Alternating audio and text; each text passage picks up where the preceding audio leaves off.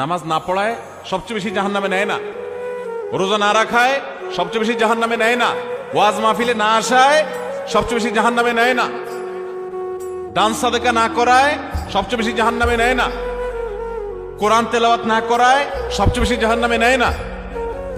তাহলে কিসের সবচেয়ে বেশি জাহান্নামে নেয় মানুষকে?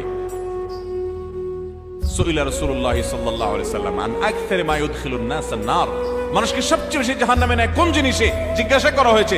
নবীজি বলেছেন দুই জিনিস, আল ফামু ওয়াল ফারাজ, মানুষের জিহ্বা, মুখ এবং লজ্জাস্থান, এই দুইটা অঙ্গ মানুষকে সবচেয়ে বেশি জাহান্নামে নিয়ে যায়। সবচেয়ে বেশি জাহান্নামে নিবে এই দুইটা অঙ্গ। নামাজ পড়ে, দাঁড়িয়েও আছে, কিন্তু ফেসবুকে তলে তলে জেনা করে, চ্যাট করে, এটা তো জেনা। মানে সে কারোর প্রতি আসক্ত, হারাম রিলেশন হয়ে গেছে, এটা মহামারীর আকার ধারণ করে। সবচেয়ে বেশি মানুষ জাহান্নামে যাবে এই পাপের কারণে।